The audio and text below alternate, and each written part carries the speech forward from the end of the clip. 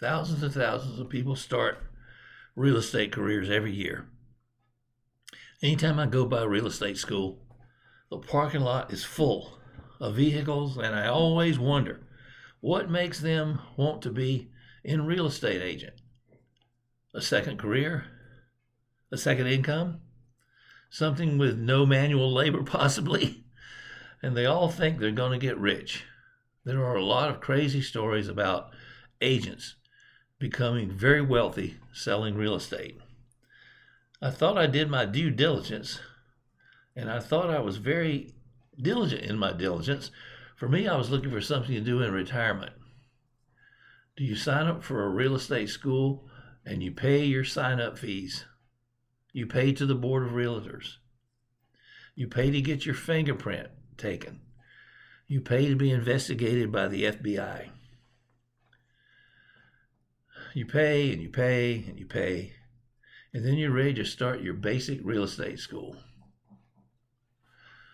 Classes fit every schedule. They will work around you, days, nights, weekends, a combination in between. The school will work with you because they need your money, and they need it now. People drop out before they finish the class. There's no more money for the school. The hours of studying to take the end of the class test. If you pass the end of the class test, then you're ready to pay and take the state test, where 50% of the applicants that take the state test do not pass it. You can take the test as many times as you want, as long as you pay every time. It's all about paying. At this point, you begin to think there might be a scam involved here somewhere that you just can keep taking and paying and taking and paying. Oh, everyone said it's so easy to be in real estate, but my feeling now is that there's a lot of people like me that never research enough before becoming an agent. Learn during this time. If you don't learn anything in real estate, you've got to learn on the job. You can use real world theories and math, but you hardly ever use it in real estate. 70% of the 100 questions on your state exam, most people exiting the room say they've never seen before or had in class. They come out saying that test was hard. Yes, it was. 50% failed. And everybody walking out of the class, there might be a few exceptions, but everybody walking out of the class looks like a zombie. They've been drained completely out of their brain. Hundreds of people keep taking the state exam every single day.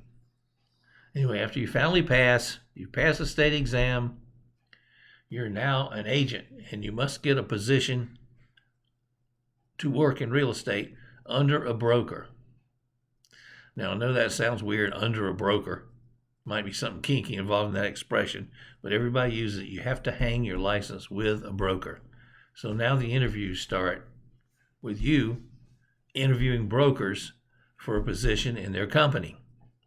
This is usually an hour process where they tell you how great they are, how fantastic their computer systems are, how their licenses, their training is the best in the business. There's never been such training as they have, and they work with you.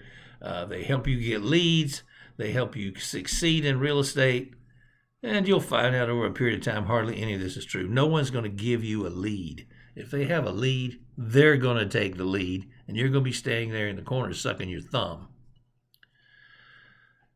You have no idea what to ask a broker in an interview anyway because you have no experience in real estate. You just took a state exam. You're going to ask him math questions? He doesn't remember anything from those state exams or those classes.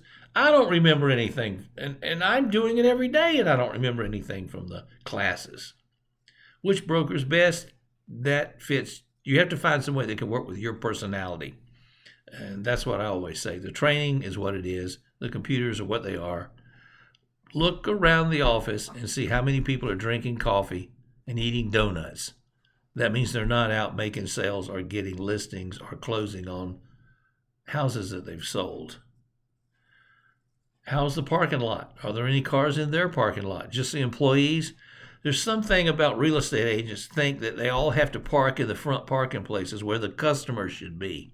There's no retail business that operates like that. If you work for a retail business, you put your car way out in the parking lot so the customers can park up front and come in. Whoa, not realtors. They're so important they've got to park right at the front door.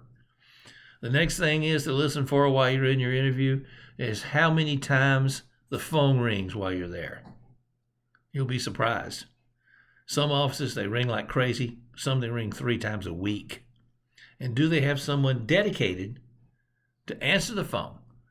Or do the agents have to come in and sit at the desk X number of hours a week, which really doesn't make them a contract laborer anymore under Florida law. If you have a schedule you have to keep, then you're an employee. But that's another thing. Another problem is with real estate agents is the fellow agents are your competitors. Now, they may say they're working with you. They may be helping you, as they say. But if a lead or a possible listing comes in, you're going to get kicked to the back of the bus because it's a dog-eat-dog world in a real estate office. And that's just the way it is. Everybody smiles at each other. But when it comes to writing on the board, the listings you have, it's a fight to be the first one on the board every month. And it's to fight to have the most listings on the board every month. It's crazy. It's like being employed with your competitors. The bloodsuckers out there in the real world are among you in the office. And that's a terrible thing to say. There's some really nice people in real estate. But when it comes to a listing, they'll do everything they can to get it. They'll listen over your shoulder while you're on the phone. If you have a customer that speaks a language that is foreign to you, and you have someone in the office that speaks that language, they'll try to intercept your call, go to another phone, and call them to get the listing and say, I speak your language. Oh, and the sphere of influence thing, that's just something else. When I was a kid, we used to sell candy bars and go door to door. Well, the first person you sold a candy bar to was one of your family members. So it got to be that the family member knew you were going to come and sell T-shirts, you were going to sell cool school stools, you were going to sell candy bars, you were going to sell Christmas cards, so they wouldn't even open for you. They're your family. They wouldn't open their front door. Knocking on doors. Send customers cards over and over and over. Send them emails over and over and over. The old hard sell thing is into gear. And phone calling has got really difficult with these no-knock call rules. You can actually end up going to jail and getting thousands and thousands of dollars of fines by calling somebody that's on a no-call list. But they expect you to sit in the office 3 or 4 hours a week and call people. Oh, that's dangerous this day and age. Not good, not good, not good. Oh. Well, sorry.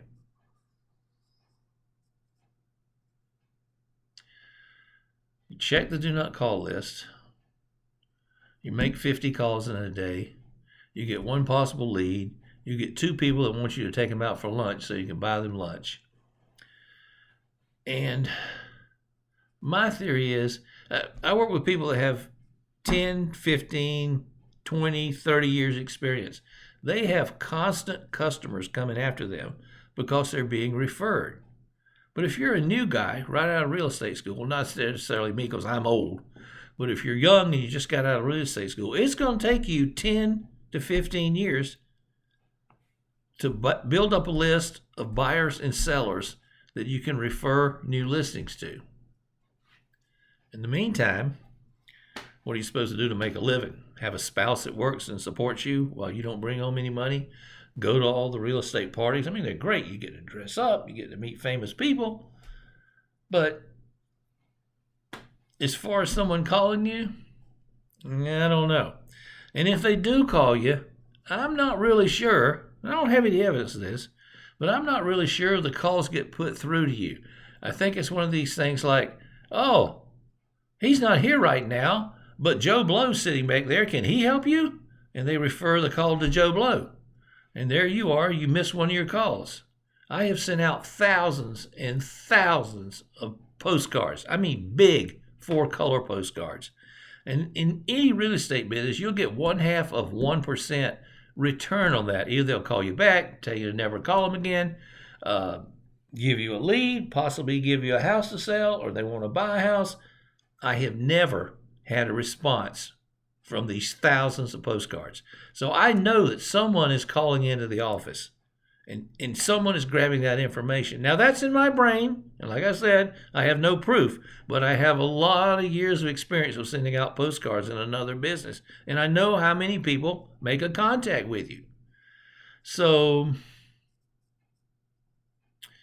some of the bloodsuckers are picking up on it. And then you have the problem in a lot of offices where your broker is competing with you. So if you have a secretary or someone who answers the phone, they're going to feed most of the calls to that broker in that office because it's to his advantage to get the sale, make the commission, and be a happy guy and party and do one thing and another. I've been doing this 3 years, and I still don't really know how you get leads. Do you have to pay for them? Do you have to pay Realtor.com, Zillow.com? These things run $1,000 a month. You're just starting out. Do you have $1,000 a month? Oh, it's crazy. And then there are all these people on the internet that say they can get you leads, and they want to charge you from $3 to $100 per lead. But they're not just selling them to you. They're selling them to everybody out there that signs up with them. I don't know about this waiting 17 years. I mean, you can become a brain surgeon in 17 years. You can get your PhD from Harvard in 17 years. How you break into this market, I don't know. Now, in my case, I started out, I didn't know anything. I had a fantastic first year. And then it has been dry since then. I'm still sending postcards. I'm still doing Facebook ads. I'm still doing Instagram ads. I'm getting fat. I'm getting lazy. But I'm not making any money, and I'm not getting any calls. It's a tough business. It may be easy labor-wise, but it's tough. And to make money and support your family is even tougher. Now, see the old guys, with gray hair like me, that have been doing it forever while I was out busting my butt in the real business world. And they have sales coming in. They say, you ought to sit in the office and, sit in the office and wait for phone calls to come in. I don't know. Maybe some offices' phone calls do come in. But when they get a lot of phone calls, they usually have 100, 150 agents in there fighting over them. So, I don't know. That's all I got to say on it right now. I have another YouTube coming up on this same subject, but more into it. My phone number is 321-295-1420. My email is harrycopeland7@gmail.com. And I'm here all the time. My phone rings, and I answer my phone, and I return phone calls. So you're welcome to call me anytime. Have a great day. Bye.